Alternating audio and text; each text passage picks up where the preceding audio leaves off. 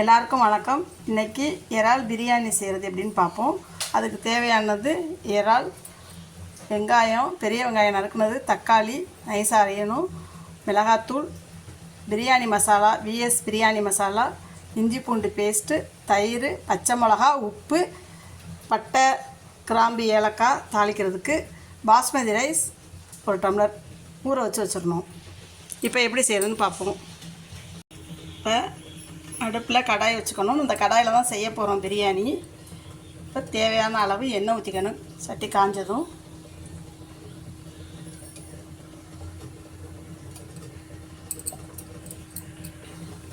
எண்ணெய் காஞ்சதும் பட்டை, கிராம்பு, ஏலக்காய், இலை எல்லாம் போடணும். வெடித்ததும் பெரிய வெங்காயம்,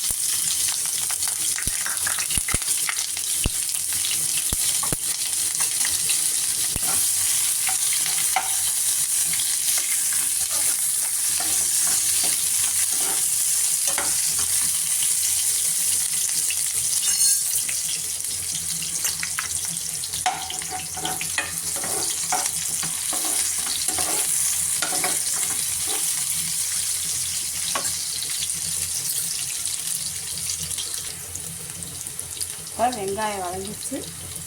இஞ்சி பூண்டு பேஸ்ட் போடணும். இஞ்சி பூண்டு பேஸ்ட் போட்டு நல்லா வதக்கணும்.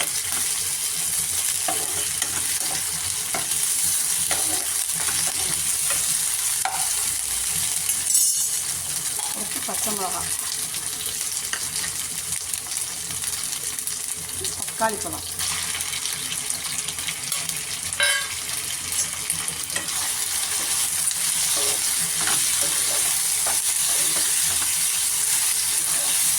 நல்லா வதக்கணும்.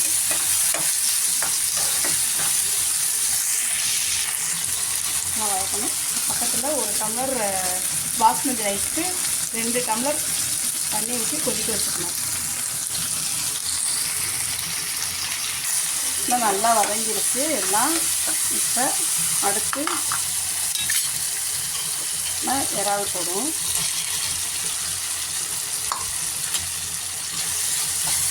இறால் சீக்கிரம் வெந்துடும்.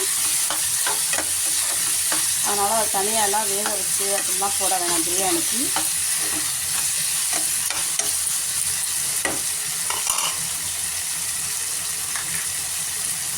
மிளகாத்தூள், பிரியாணி மசாலா, இது விஎஸ் மசாலா. இது எங்கள்கிட்ட இந்த மசாலா எல்லாமே ஃப்ரெஷ்ஷாக அரைச்சி கொடுக்குறோம். நான் கமெண்டில் பின் பண்ணுறேன் என்னோடய இன்ஸ்டா ஐடியை. அது வேணும்னா உங்களுக்கு அதில் நீங்கள் கேட்டு வாங்கிக்கலாம்.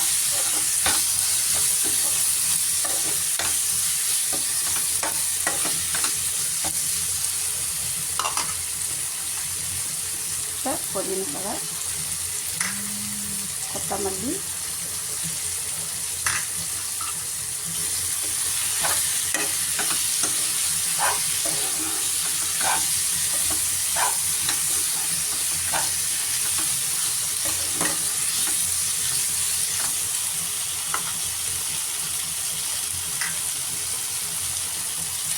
உப்பு,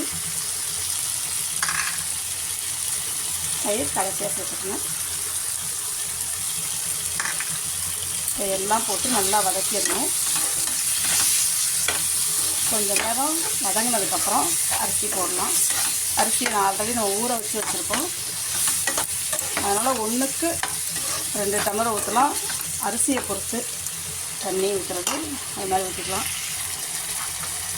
இப்போ நல்லா வதங்கிடுச்சு. எண்ணெய் பிரிஞ்ச மாதிரி வதங்கிடுச்சு பாருங்கள். இந்த ஸ்டேஜில் அரிசி போடணும்.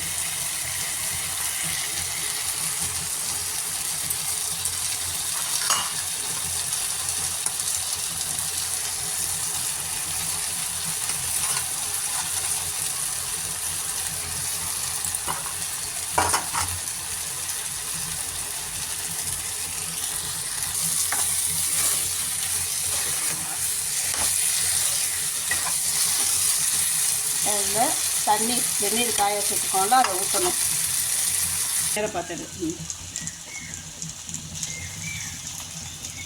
இப்போ தண்ணி நல்லா ஊற்றிடணும்.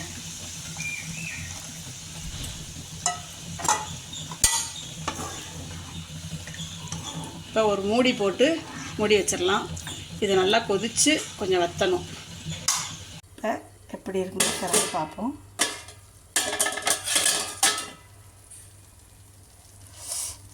சூப்பராக இருக்கு பாருங்கள். இன்னும் ஆனால் தண்ணி இருக்குது. குக்கரில் தான் செய்யணும்னு கிடையாது. இருப்பு சட்டியில் செய்யலாம், மண் சட்டியில் செய்யலாம், கடாயில் செய்யலாம், எல்லாத்துலேயும் செய்யலாம். இன்னும் கொஞ்சம் நேரம் இருக்கணும்.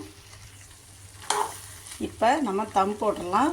கீழே தோசைக்கல் வச்சு இது பண்ணிடலாம். இந்த தோசைக்கல் வச்சாச்சு. இப்போ மூடியை போட்டு மூடி வச்சிடலாம். அதுக்கு மேலே ஒரு பாத்திரத்தில் தண்ணி வச்சிடலாம். இப்போ மேலே பாத்திரத்தில் தண்ணி வச்சிடலாம்.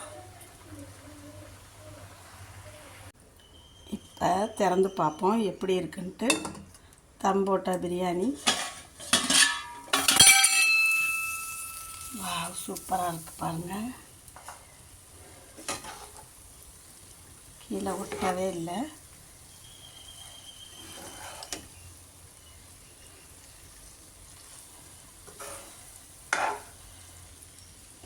இதே மாதிரி நீங்களும் செஞ்சு பாருங்கள். எப்படி இருக்குன்னு சொல்லுங்கள். லைக் பண்ணுங்கள், ஷேர் பண்ணுங்கள்.